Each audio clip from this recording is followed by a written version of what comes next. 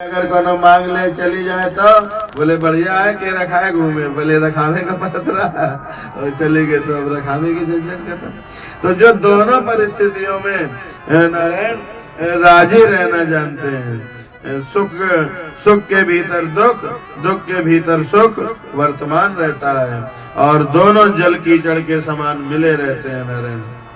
इसलिए सब कुछ माया है। इस भावना का के कारण इष्ट या अनिष्ट की प्राप्ति में धैर्य रख के हर्ष और शोक मानना नहीं चाहिए नारायण। जब एक सेठ की घटना है, कथा है नारायण, कथा का है। बंबई में एक बहुत प्रसिद्ध सेठ है और सत्संगी था वो, लेकिन सत्संगी था, सत्संग करता था और उसके फोन आया कि आप जल्दी से फलाने हॉस्पिटल में आ जाइए। पुलिस वाले को फोन आया, तो क्या हुआ है, आपके बेटे का जोरदार एक्सीडेंट हुआ है। उनको वहाँ की बातें से कुछ ऐसा महसूस हुआ। तो सेठ ने कहा कि पुलिस वालों ये बताओ कि वो जो एक्सीडेंट हुआ है वो सही सही बताओ, साफ साफ जीवित है कि वो मर गया है। तो बोले अरे ये क्यों पूछते हो, चले आओ जल्दी से, यहाँ खुद आके देख लो जैसा हो। वो जानते थे इतना बड़ा सेठ हो, उनका सब राजनीतिक पहुंच। बोले क्यों पूछते हो, आके देख लो। तो सेठ हंसते हुए कहा, बोले देखो मुझे ज्ञान है, मुझे बोध है, और अगर वो ना रहा हो तो मैं उसके अंत्येष्टि की व्यवस्था और सूचना करते हुए हूँ, और अगर वो हो तो मैं अच्छे से अच्छे हॉस्पिटल की व्यवस्था कर। दोनों परिस्थितियों में तुम्हारी क्या गलती, और मुझे भी दोनों परिस्थितियों में किसी तरह का दुख होने वाला मैं जानता हूँ। सत हरि भजन जगत सब सपना, सब स्वप्नवत है। तो पुलिस वाले ने कहा ये बड़ा बुद्धिमान, माने ऐसा ज्ञान को हम तो साधु महात्मा भी ज्ञान की इतनी ऊंचाई को वो बात भले कर ले, पर वो इतनी ऊंचाई को जल्दी क्रियात्मक रूप से जीवन में उतार पाते नहीं है। और ये सेठ होते हुए भी ऐसा गहरा ज्ञान अपने जीवन में उतारे हुए हैं। तो इसलिए नारायण बोले विद्वान लोग, ये जगत सब कुछ माया है। तस्मात् धैर्येण विद्वांस इष्टानिष्टोपपत्तिषु न हृष्यन्ते न मुह्यन्ते सर्वं मायेति भावनात्। न दुखी होना चाहिए और न मोहित हुई के फूल जाना चाहिए घमंड में। सब भगवान की माया है नारायण। गुह निषाद राज गुह और लक्ष्मण इस तरह से रात भर आपस में बातें करते रहे, रात भर और नारायण बातचीत करते रहे। आकाश में उजाला हो गया ज्ञान की चर्चा करते करते। रामचंद्र जी ने सावधानी पूर्वक आचमन करके और प्रातः क्रिया की। अब बोले मित्र मेरे लिए एक मजबूत नौका लाओ। तो निषाद राज गुह स्वयं एक सुलक्षण संपन्न सुदृढ़ नाव लेके गए, सुदृढ़ नौका लेके गए, ले आए और बोले स्वामिन आरुह्यताम नौकाम सीतया लक्ष्मणेन च वाहये ज्ञातिभिः सार्धम् अहमेव समाहिता। हे स्वामिन, स्वामिन सर्व जगन्नाथ, आप सीता और लक्ष्मण के सहित नाव में चढ़िए। अपने जाति भाइयों के साथ मैं स्वयं इसको सावधानता पूर्वक चलाऊंगा। रघुनाथ जी ने पहले शुभ लक्षणों वाली सीता जी को उसमें चढ़ाया और फिर गुह का हाथ पकड़ के श्री अच्युत भगवान रघुनाथ जी स्वयं चढ़े। अच्युत नाच्यवति स्वरूपातिथि अच्युता, जो कभी अपने स्वरूप से च्युत न होए।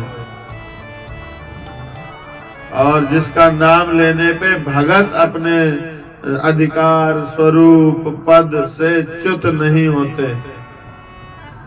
माने दूसरे जिनके नाम से च्युत नहीं होते वो अच्युत। अरे भैया तनिक पकड़ लिया, गिर न जाइए।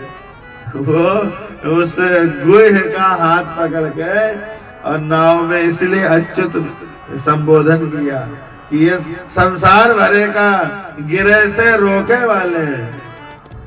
जो दुनिया भर थमी है वो वही थामे हैं, अच्युत भगवान अच्युत ही बनाए हुए हैं।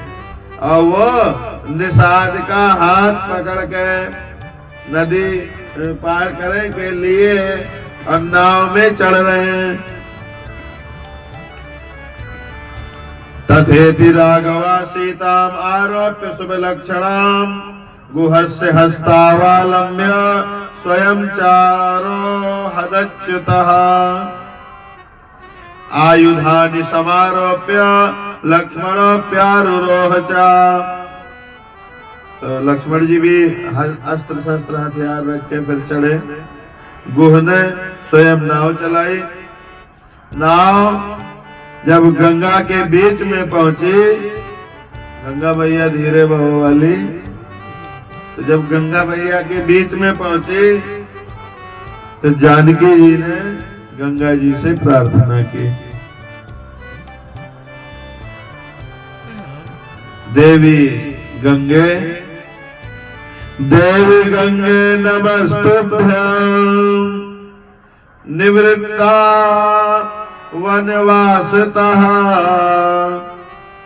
रामेण सहिताहं त्वां लक्ष्मणेन च पूजये। मैं तुम्हें प्रणाम करती हूँ गंगा मैया। बोलो गंगा मैया की। वनवास से लौटने पर मैं राम और लखन के सहित आपकी विधिवत पूजा करूंगी। प्रार्थना करने के बाद धीरे धीरे पार उतर के आगे चलने लगे। गुह ने रघुनाथ जी से कहा, राजेंद्र मैं भी आपके साथ चलूंगा, मुझे आज्ञा दीजिए। भगवान ने कहा, नहीं तुम यहाँ के राजा हो, राजपाट करो, अपना राजवैभव देखो। बोले नहीं ले जाओगे तो मैं प्राण त्याग दूंगा। हाँ फिर राजपाट कौन देखेगा? अनुज्ञाम देहि राजेंद्र नोचेत प्राणास त्यजाम्यहम्। आज्ञा नहीं दिए तो मैं प्राण त्याग दूंगा। निषाद पुत्र के वचन सुन के रामचंद्र जी ने कहा, मैं 14 साल दंडकारण्य में रह के अब फिर यहाँ आऊंगा। जो कुछ कहता हूँ वो नारायण सत्य ही कहता हूँ। राम की बात कभी मिथ्या नहीं होती, नहीं हो सकती। राम ने भक्त गुह को आदेश दिया कि तुम यहीं रहो और ऐसा कुछ नहीं करोगे जो कह रहे हो, और उसे बारंबार गले लगा के विदा किया।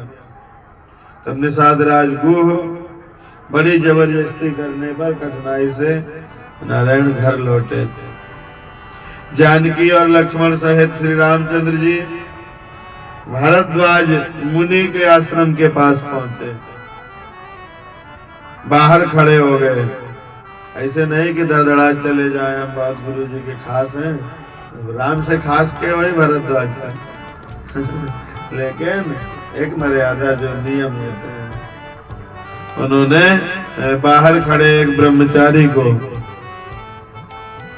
भारद्वाजाश्रम पदम गत्वा बहिरुपस्थिता तत्रैकं बटुकं दृष्ट्वा रामा प्राह चाहे बटो।